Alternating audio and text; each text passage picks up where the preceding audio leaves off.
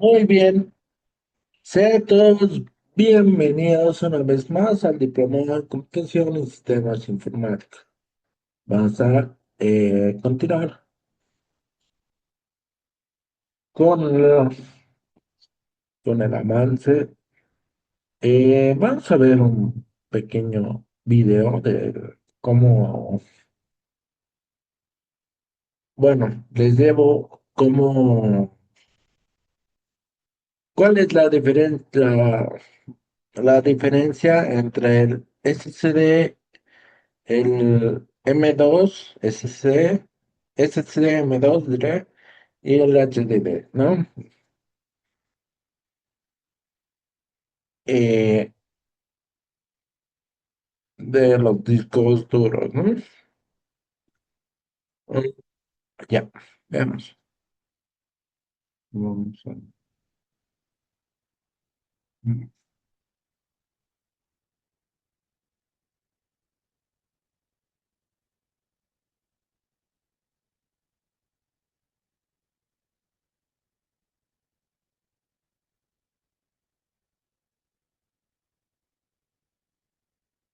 Muy bien.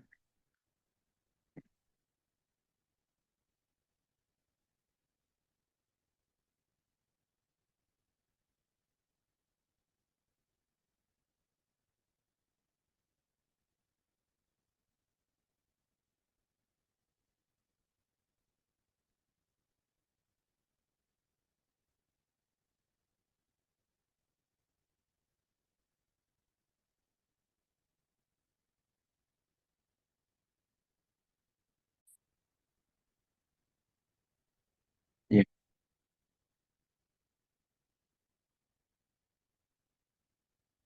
Puede instalar Windows 11 en una memoria USB de $5. Como ya todos sabemos, Microsoft te da gratis el archivo para instalar Windows. Y con ayuda de un programa hice que lo instalara directamente en la USB. Tardó años. Ya está listo. Son las 2 de la mañana. Y una vez que le dije a mi PC que iniciara leyendo directamente la USB, sí la leyó. Tengo Windows 11 portátil. Ahora, aunque sea una memoria USB 3.2, es muy lenta para tener todo un sistema operativo. Por eso tardó tanto. Así que pasamos directamente al siguiente nivel, que es más serio. $50. Seguramente el almacenamiento de tu PC se acerca más a este rango de precio. Me quedé con la idea de que con $50 lo mejor que podías comprar si buscabas capacidad era un disco duro mecánico de 1 TB. La desventaja es que actualmente los discos duros son algo lentos para cargar las cosas tan pesadas que instalamos hoy en día. Y eso que pueden girar hasta 7200 revoluciones por minuto. Pero eso no se compara con las velocidades de los niveles que veremos enseguida. Pero antes debes saber que en AliExpress hay descuentos de hasta el 80% por el verano. Discos duros por 60 pesos, como $3. Esto será así del 17 al 23 de junio. Así que cualquier cosa que se les antoje comprar, aprovechen y no olviden usar Letyshops, que te regresa dinero a modo de cashback de cada compra que hagas. Por las promos de AliExpress ahora está dando 5 veces más cashback de lo normal. Puedes recuperar hasta el 25% de cada compra. Solo creas una cuenta, vas al sitio web en el que vayas a comprar o también instalas la extensión del navegador para poder activar el cashback sin moverte de donde estés. Después de unos días de hacer tu compra, tendrás el saldo en efectivo en tu cuenta de Letyshops listo para retirarse. Links en la descripción. Gracias Letyshops por patrocinar este espacio. Y esto es lo que tarda un disco duro de 7200 RPM en iniciar Windows 11. No tardó horas porque es de hecho mucho más rápido que la USB, pero hay una alternativa más rápida que ya todos conocemos. Los SSD SATA. Ya no es un disco que tiene que girar y girar hasta descifrar toda la información necesaria. Es una unidad de estado sólido. Eso es SSD en español. Con memorias flash que acceden a la información de forma casi instantánea. Recordaba que con $50 solo te alcanzaba para uno de baja capacidad y esa era la desventaja, pero ya no es así. Se han abaratado tanto que si miras en tiendas, con los mismos $50 ya puedes comprar un SSD SATA de 1000 GB o 1 TB. Y esto es lo que tarda en iniciar Windows 11 comparado con el disco duro. Es un buen pedazo más rápido. Si abriera el mismo juego en uno y otro, la diferencia sería igual. Un SSD te ahorrará minutos todos los días, que sumado con el tiempo serán días, semanas o meses. Lo más fuerte viene ahora. Si duplicas ubicara un archivo de 8.5 gigas dentro del mismo disco para hacerlo copiar y pegar a la vez, es decir, leer y escribir al mismo tiempo, miren que el SSD lo hace el triple de rápido que el disco duro. Y si hiciera un test sintético que solo mida la velocidad, efectivamente, la velocidad de un SSD SATA será casi 3 veces superior a la de un disco duro, tanto en lectura como en escritura. Estos SSD se conectan por donde mismo que un disco duro, por SATA. La interfaz SATA se creó para discos duros lentos, que jamás superaron las capacidades del estándar SATA más potente, el SATA 3. Pero los SSD ya no tienen limitaciones mecánicas y pueden llegar a ser mucho más rápidos, así que llegan a hacer cuello de botella por este camino. De hecho, este mismo SSD del ejemplo ya está rozando el límite del bus SATA 3, que son 600 megabytes por segundo. Entonces se crearon un nuevo tipo de SSDs que se conectan por el mismo camino por el que se conecta la tarjeta gráfica, el PCI Express, que puede transportar muchísimos más datos, aunque se use un puerto más pequeño. Y para encajar en él, los SSDs pasaron de verse así a así, y los llamaron SSD NVMe.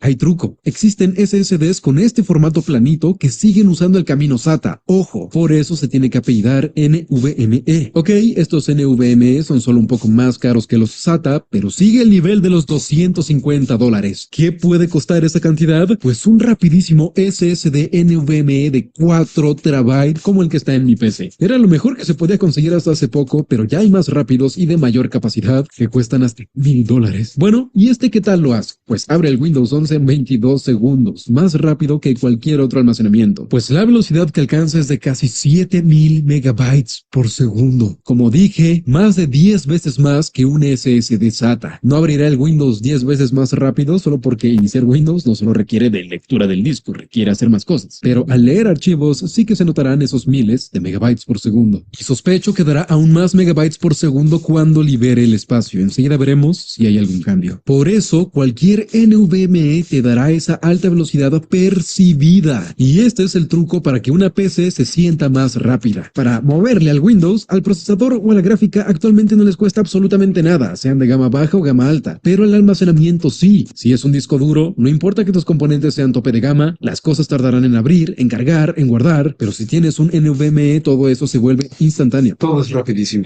Y los mismos fabricantes se han dado cuenta de eso. Por eso desde hace años todas las laptops tienen NVMe. Eso es lo que puedes comprar con $250. Una memoria rapidísima de 4 teras. Es inllenable. Esperen, ya lo llené. Es debido a todos mis juegos y sobre todo montones de clips en 4K que uso para todos mis videos. Y admito que los últimos días me la he pasado eliminando juegos para poder meter los nuevos videos a la PC. Y por eso es que existe este video. El siguiente nivel es el que me dará solución. El almacenamiento de $5000. Pues está dentro de esta caja. Y dentro hay 4 cajas más. Por primera vez en la historia del canal les daré el placer de primero desvelar el producto principal. Les presento el NAS Synology DS1823XS Plus. No es un disco duro enorme, ¿ok? Es más especial que eso, porque si miramos debajo tiene espacio para poner memoria RAM. La RAM solo puede estar ahí si hay un procesador que la necesita. Entonces es una computadora prácticamente, pero no para usarla tradicionalmente, sino para retacarla de almacenamiento como ya sospechabas. En las demás cajas había más artillería pesada. 2 SSDs NVMe de 800 gigas, 2 módulos de 16 gigas de RAM SC. Estas aguantan más tiempo encendidas sin que se corrompa la información, además de que es la máxima capacidad que soporta este NAS. Y lo mejor, 4 discos duros de 8 terabytes para tener 32 terabytes de almacenamiento en total dentro de esta caja.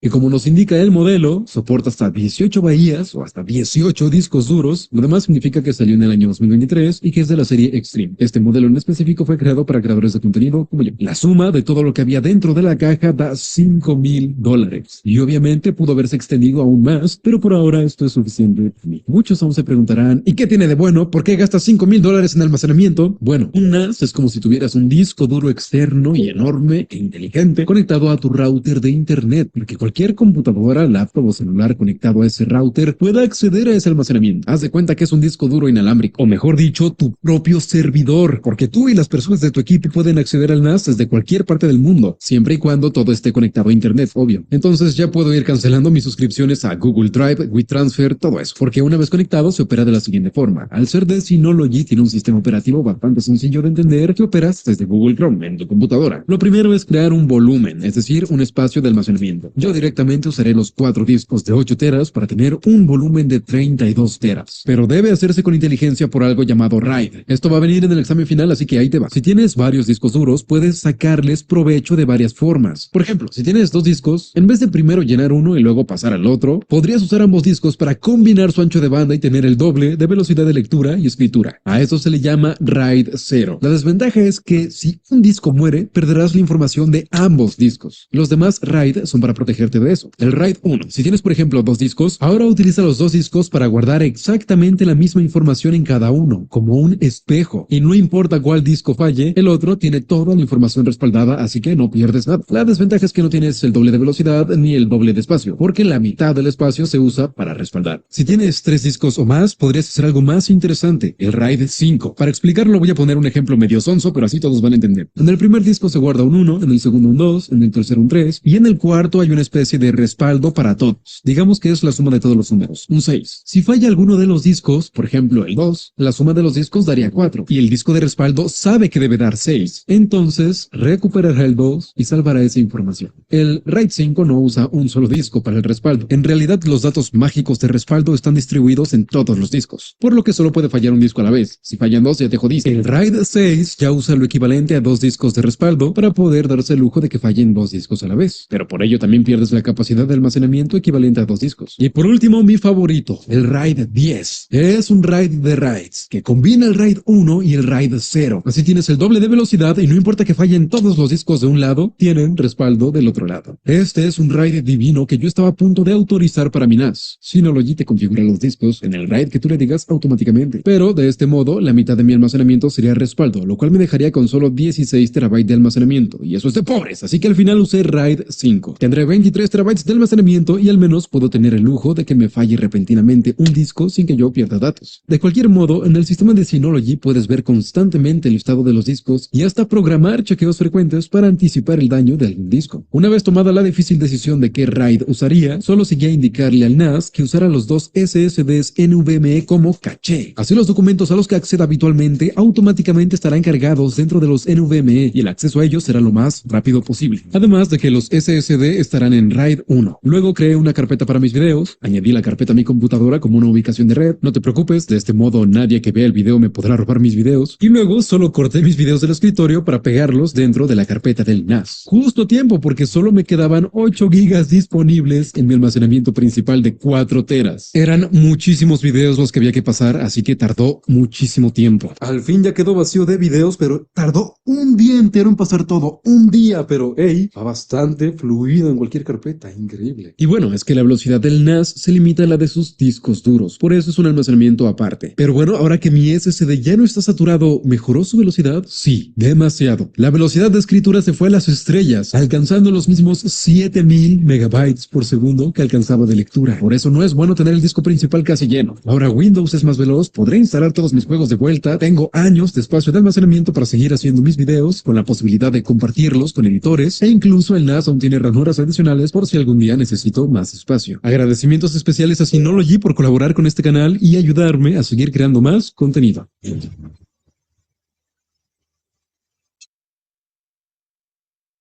Bueno, muy bien. Bueno, en este último, eh, bueno, así, eh, si quieren crear su propio servidor, pueden hacerlo, ¿no? Pero en conclusión era las velocidades del SSD, HDD y SSM2, ¿no? O el, perdón, o el NVMe,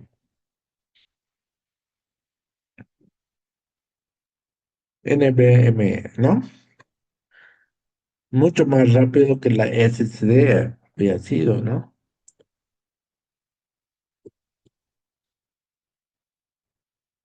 Ya,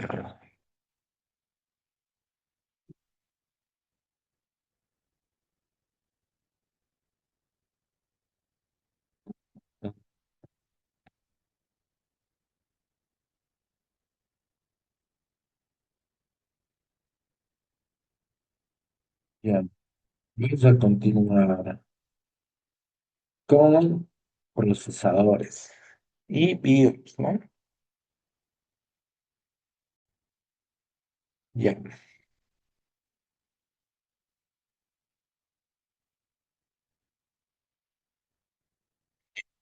procesadores. ¿Qué es un procesador y cómo funciona? Una CPU, Central Processing Unit, o en español que sería Unidad Central de Procesamiento, también llamado microprocesador, procesador o micro en la jerga informática. Es un circuito electrónico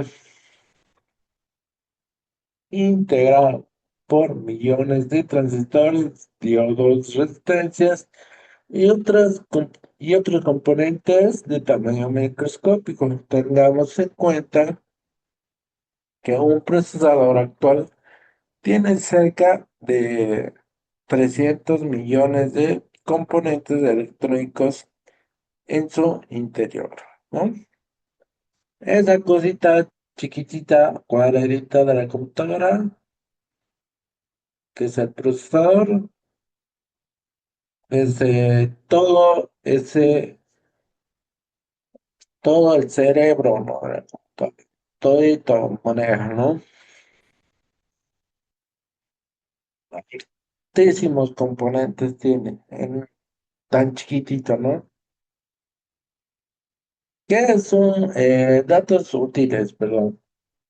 Se denomina pines a los alambres de cobre que tiene el procesador en la parte inferior. Esto puede ser de cobre o estar bañado en oro para un mejor contacto siempre que se maneje el procesador con, con las manos. Se debe tener mucho cuidado de no doblar ninguno, ¿no? Los pines son los encargados de garantizar una correcta conexión con el motherboard o tarjeta madre, ¿no? Por medio del socket posee cientos de pequeños agujeros donde se introduce cada pin, ¿no? Eh, es cierto que eh, hay que manejar con cuidado, ¿no? Es la pieza más cara de la computadora para armar, la pieza más cara y la más delicada al mismo tiempo, ¿no? Porque lleva todos los eh, dientecitos, por decir, que encaja a cada agujero que hay, ¿no? En el socket del procesador, ¿no? Hay una forma de colocarlo fácil es colocarlo. Eh, Tanto en el socket como el procesador tienen una, una esquina de referencia. Ahí lo van a ver en una desde las esquinitas, como una flecha es, con la punta de una flecha es, ¿no? Hacen calzar del socket y del procesador y entra como si nada, ¿no? Eso es, más que todo.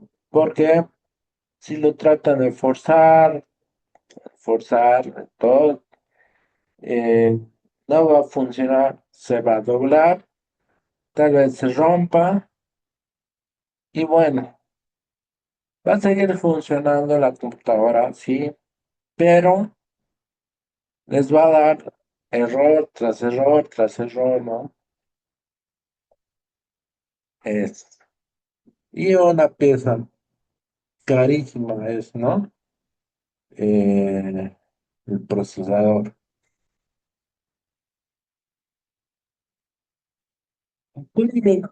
Funcionó la CPU a través de la historia. Los primeros procesadores comerciales vieron la luz a principios de 1970. En esa época eran principalmente utilizados en calculadoras y su nombre era 4004. Luego existieron varias versiones más avanzadas del mismo micro, sin mucha diferencia técnica de funcionamiento hasta que apareció el modelo 8080 que ofrecía una asombrosa velocidad de 2 MHz. La versión 8085 fue lanzada en 1976, 2 años después de la 8080, y ofrecía a los usuarios una velocidad entre 3.5 y 6 MHz, ¿no? Dependiendo del modelo, una revolución en el mercado de los procesadores se produjo cuando salió el modelo 8502 a un costo mucho menor y por lo tanto accesible, ¿no?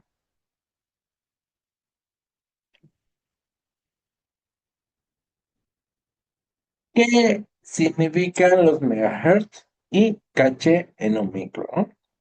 Los megahertz de un procesador, también denominado gigahertz, son la cantidad de ciclos por segundo que es capaz de realizar el procesador, ¿no? O sea, el reloj del procesador se encarga del sincronismo de los componentes y demás.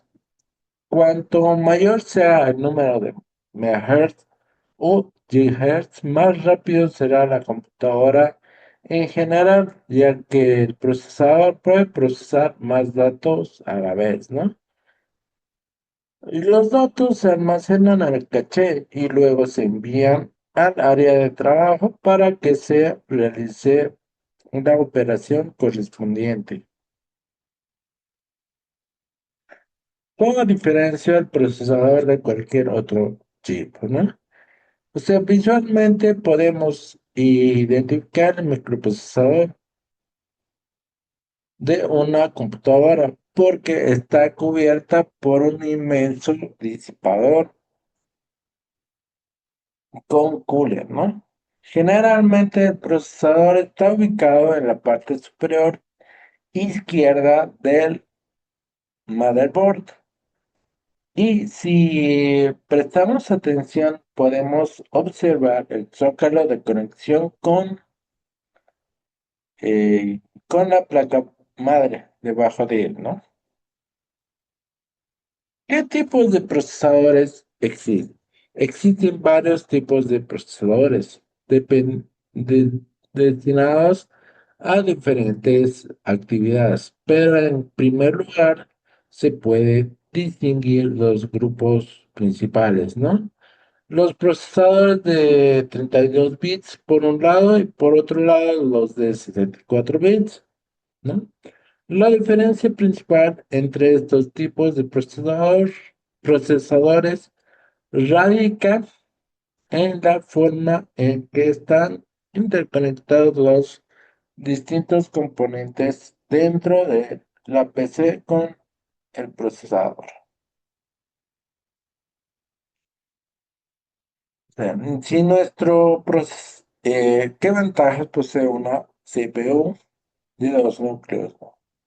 Si nuestro procesador es solo un núcleo, entonces posee como máximo 32 canales distintos de bus.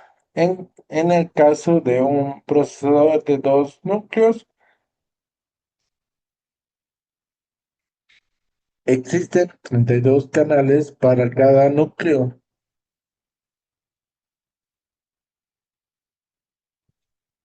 con lo cual pueden funcionar de forma aislada uno de otro y procesar distinta información, ¿no? Eh, ¿Qué procesador tengo instalado, no? Ahora los sistemas operativos actuales detectan el modelo y la velocidad del procesador que tenemos instalado, por lo que no es necesario abrir el gabinete, ¿no? La versión del sistema operativo es un punto importante si nuestro procesador es de doble núcleo, debido a que si nuestro sistema es de 32 bits, funcionará como si existiera un solo núcleo. Por eso es recomendable utilizar versiones de 64 bits en, sistema, en sistemas dual core doble núcleo, ¿no? Puedes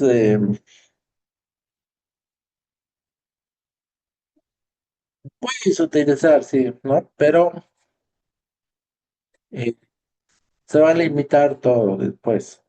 Se va, o sea, se va a acomodar, pero ese porcentaje que está en activo se va a perder y no vas a disfrutar de lo máximo que es del componente, ¿no? ¿Cómo refrigero un procesador? Los procesadores actuales generan gran cantidad de calor cuando trabajan y es necesario disiparlos de alguna forma para que no se dañe el micro o se causen errores en las operaciones, ¿no? Un disipador es una placa metálica generalmente de aluminio que tiene una de sus caras planas. Esta es la que hace contacto directo con el procesador, específicamente con su núcleo. La otra cara presenta una superficie con aletas que permite aumentar el área de disipación por donde se escapa el calor, ¿no? ¿Cómo puedo cambiar el cooler si está fallando? Si el cooler hace ruido, conviene retirar el chapón que recubre el gabinete y verificar que el ventilador no esté cubierto de polvo ni haya un cable que lo esté frenando, ¿no? Es importante recordar que si el cooler funciona correctamente, su velocidad debe ser superior a las 2000 revoluciones por minuto, ¿no? Si no, está mal. O sea, hay que darle mantenimiento, eso sí, ¿no? Que no esté cubierto de polvo, limpiarlo, ¿no? Además, hay que poner, tiene una posición para poner el cooler, ¿no? ¿Por qué? Porque si lo ponemos mal la posición, eh, los cables, o sea, los cables lo van a frenar y si lo frena un cable, el cable se puede romper o la aleta se puede romper del ventilador, ¿no? Eso es el riesgo. Y muchas, si se rompe una aleta, es, es comprar otro más, ¿no? Otro.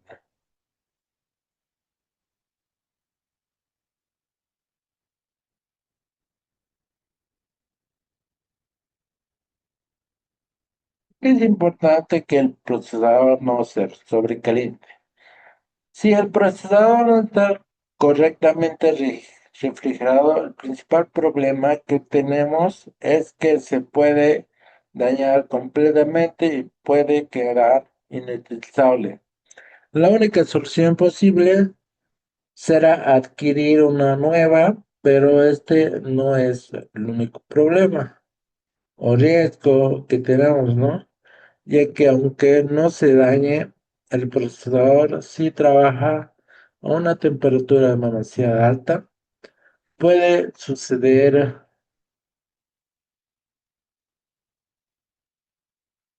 suceder eh,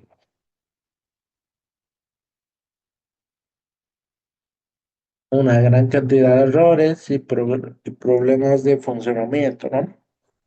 Aquí tenemos una tablita de los procesadores, temperatura recomendada y máxima, ¿no? Por ejemplo, la temperatura recomendada de una Pentium 4 de 2 GHz es la recomendada, debe trabajar a 42 grados centígrados y una máxima debe llegar hasta los 75 grados, ¿no? Si llega a niveles altos, significa que ya eh, no está refrigerando bien, ya el público, ¿no? De estar sucio. eh, también, también una paz térmica se necesita para proteger, ¿no? Eso es más que todo, ¿no? Si está fallando, se debe que está sucio, esa parte térmica puede estar seca y eso, ¿no? Sí, trabaja, digamos, un poco menos de recomendado. Está bien, ¿no? Eso significa que es buena la paz térmica y está bien limpio el computador, ¿no?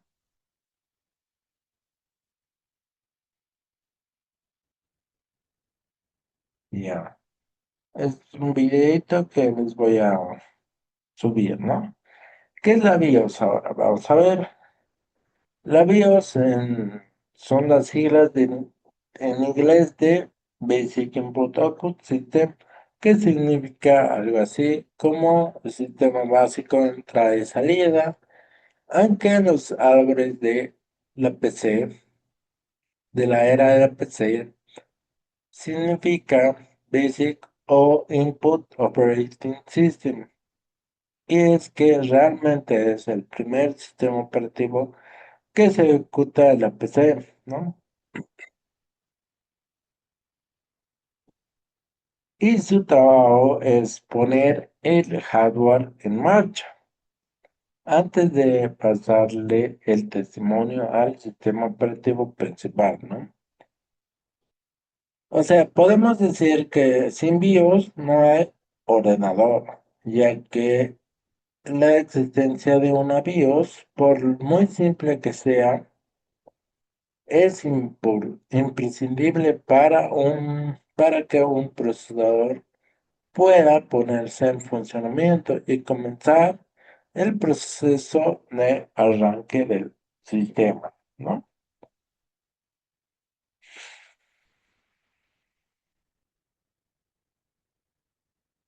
Entonces ¿dónde se,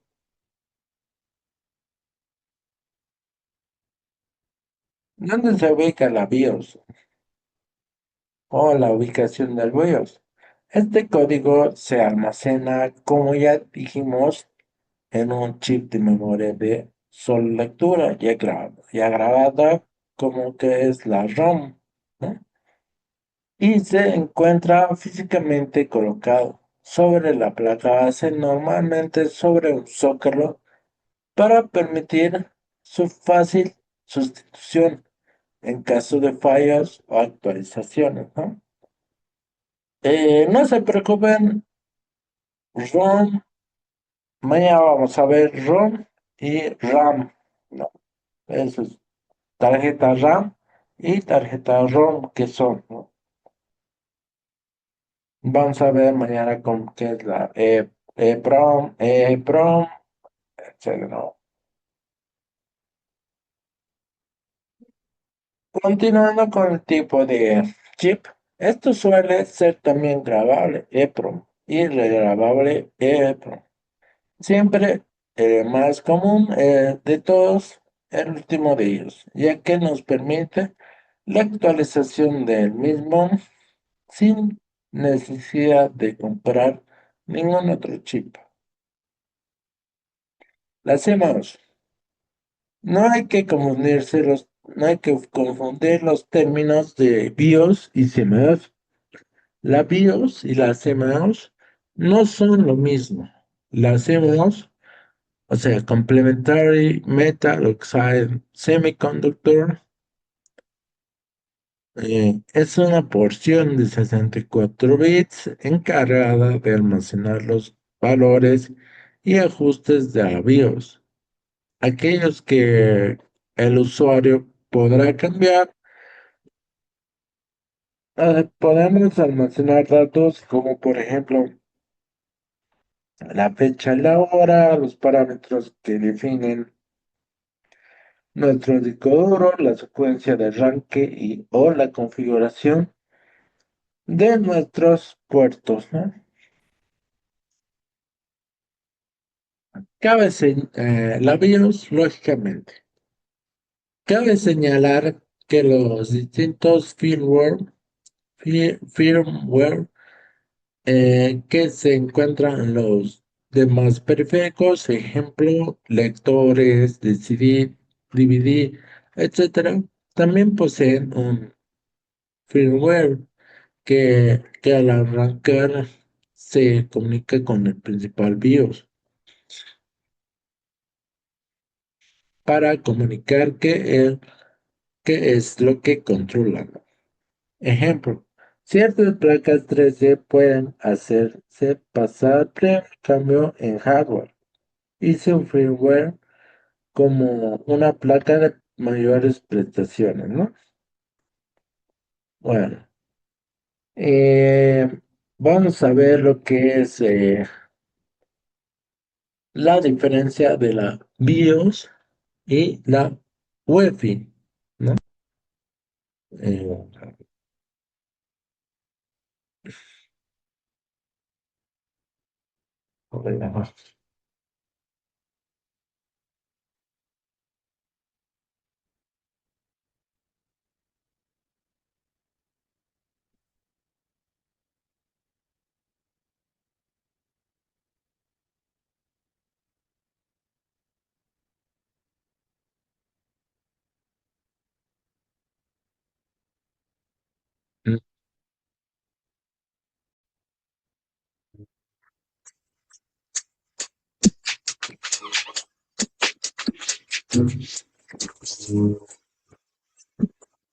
Hola gente de YouTube, sean bienvenidos a este canal. Hoy veremos las diferencias entre BIOS y UEFI.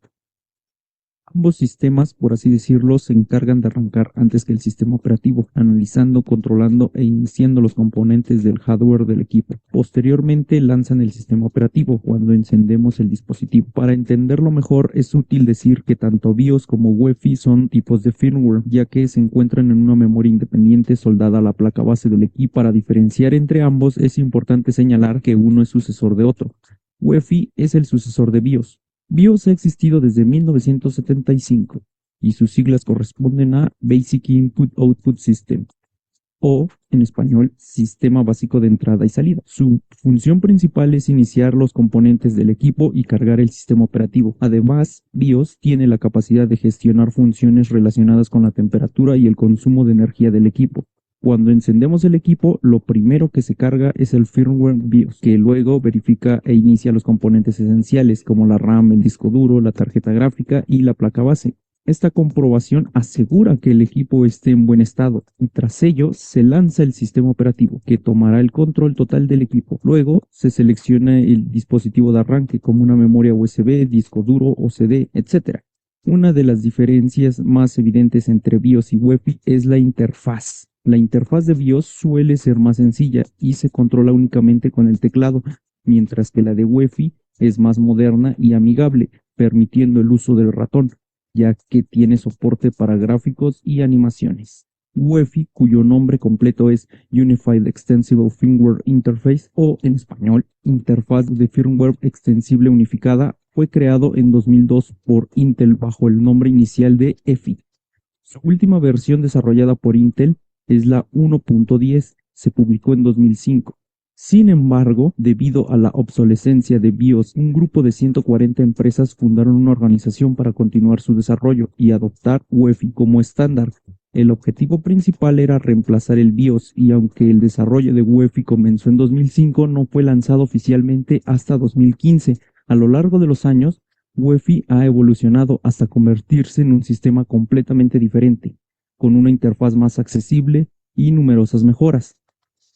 Aunque mantiene las mismas funciones básicas que el BIOS, UEFI ofrece ventajas adicionales como una mayor velocidad de arranque, soporte para discos duros de más de 2 terabytes y un arranque más seguro. Su código está escrito en lenguaje C y puede ejecutarse desde cualquier memoria no volátil, lo que lo hace independiente de cualquier sistema operativo. Ahora que tenemos una comprensión más detallada de qué es BIOS y UEFI, veamos sus principales diferencias. Interfaz. BIOS tiene una interfaz más básica y similar a MS2, controlada solo con el teclado. En cambio, UEFI tiene una interfaz gráfica más moderna, con soporte para ratón y sonido, animaciones, lo que facilita más su uso. Conexión a Internet. UEFI permite conectarse a Internet de manera autónoma, lo que facilita la actualización de su firmware. Arquitectura de bits. UEFI generalmente se ejecuta en 32 o 64 bits, mientras que BIOS trabaja en 16 bits, por eso es la interfaz más sencilla. Seguridad. UEFI es más seguro que BIOS gracias a una funcionalidad llamada Security Boot, arranque seguro, en español, que fue introducida con Windows 8. Este sistema previene que el equipo inicie con un sistema operativo no autenticado, protegiendo así el sistema de malware que podría ejecutarse durante el arranque. En resumen, aunque ambos sistemas tienen funciones similares, UEFI presenta ventajas en términos de velocidad, seguridad y facilidad de uso, lo que lo convierte en el estándar actual de la mayoría de los dispositivos modernos. Esta versión mejora la organización y claridad del contenido, haciendo las diferencias y conceptos más fáciles de seguir. Además, se corrigen algunos detalles para una mayor precisión. Bueno, eso ha sido todo por este video. Muchas gracias por estar aquí. Ya saben, denle a like si les gustó, suscríbanse y hasta la próxima. ¡Chao! Y recuerda, sigue riendo. Bueno, en resumen, conclusión, la BIOS y el UEFI hacen lo mismo, pero la BIOS, a diferencia, solo te deja usar unas opciones principales, ¿no? Como, como configurar el teclado, cómo configurar el modo de arranque, cómo configurar la fecha y la hora, eh, eso nada más, ¿no? En cambio, el UEFI te deja hacer eso, pero más todavía, no te dejan hacer más. Incluso te puede ser en otro término que más adelante vamos a ver, que se puede hacer overclocking, ¿no? Otro término nuevo que vamos que vamos a ver mañana o pasado, ¿no? También podemos hacer lo que se llama, eh, igual podemos hacer lo que sea, ¿no? Podemos también, inclusive, tiene conexión a internet, ¿no? Directamente para entrar para actualizar, para buscar actualizaciones nomás de la Wi-Fi, ¿no? Es, eh, el BIOS, para usar el BIOS, me olvidé comentar que solo te deja utilizar el teclado, ¿no? El teclado nada más, ¿no? No puedes usar el mouse, no. Al cambiar Wi-Fi, ya te deja usar el mouse para más facilidad de hacer los clics, etcétera, ¿no? Y bueno, eso. Entonces, hasta acá vamos a llegar. ¿Alguna duda, pregunta que tengan hasta acá? Yo los videos voy a actualizarlos, no se preocupen, y los voy a actualizar y mandar. También el Classroom ya voy a habilitar. Esta semana estaba un poquito ocupado, por eso no les mandé, ¿no? Ya me desocupé y ahora vamos a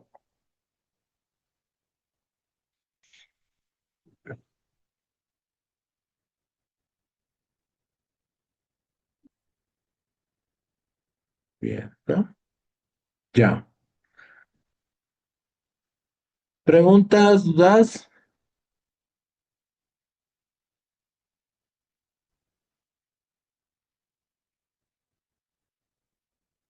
Ninguna.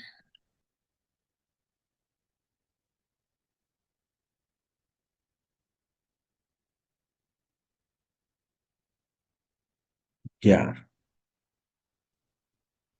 Bueno, entonces, muchas gracias por escuchar y nos vemos el día de mañana. Que tengan una bonita noche y Dios los bendiga. Hasta mañana.